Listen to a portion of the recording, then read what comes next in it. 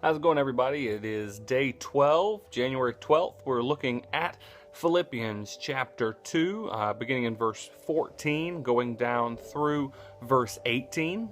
We're looking at something I don't have to worry about anymore. It's talking about grumbling and questioning, complaining. Yeah, I'm all good. Not. Let's take a look at the text.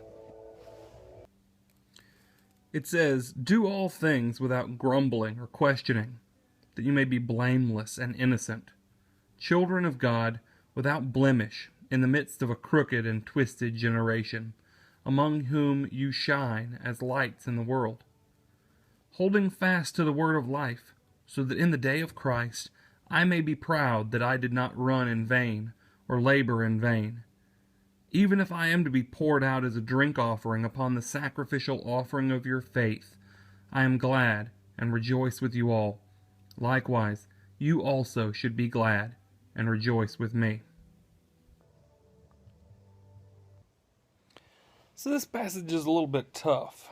Paul here is talking about, well, he's continuing talking about moving toward holiness as we work out our salvation in fear and trembling.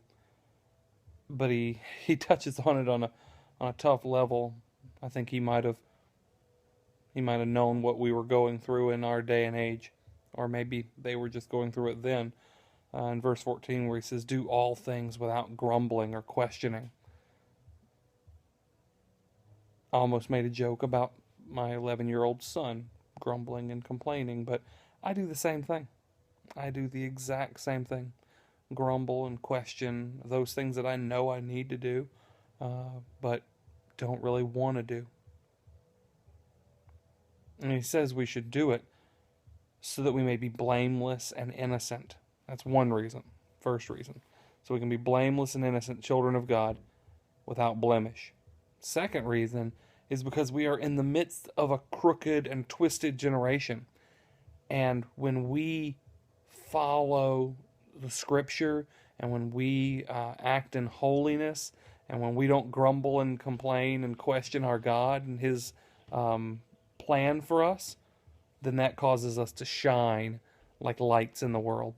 Jesus talked about us being a city on a hill, that our light should not be hidden. It should shine before men, so that they may see our good deeds and praise our Father who's in heaven.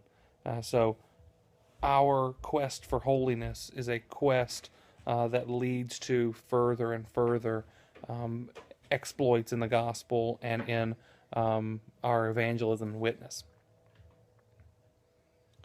And then Paul turns a little bit dark and starts talking a little bit more, getting into some of the nitty-gritty of where he's currently at. We remember that he's in prison right now.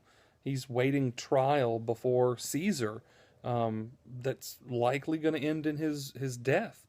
And so he says, hold fast to the word of life, so that in the day of Christ, that's the day of judgment, the final day of reckoning before God, that he may be proud that he did not run in vain or labor in vain. You know, he's thinking of that day where he's going to meet Christ face to face, and he's going to say, "Not a day did I labor without working for you." And he says then, "Even if I'm to be poured out as a drink offering upon the sacrificial offering of your faith." This is a lot of Old Testament talk. We're going back into some of the Leviticus and the Jewish sacrificial process.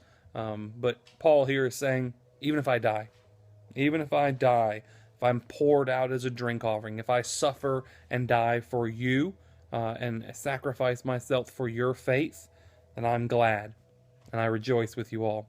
That's going back to what he said. If I live, it's for Christ, and if I die, it's gain. He says right there, even if I die for the sake of your faith, I rejoice and I'm glad. And he said, and likewise, you should be glad and rejoice with me. They shouldn't be sad about where Paul is. Paul's not there outside of God's will. God planned it and prepared it. And so we should rejoice in the situation that he is in, even if it is a harsh and horrible one. So thank you for following along. Join us again tomorrow as we continue to look further on in Philippians. You can follow me on Twitter, It's at Engaging Culture. You can also subscribe here on YouTube or follow along on the website. It is engagingculture.wordpress.com. Other websites are a word for you.com. I think it's a word for you. Yes, it's a word for you, not a verse for you. That's the hash mark that we're using. You can follow along there and see what everybody else is doing. I hope you'll join along. Otherwise, God bless. We'll see you tomorrow.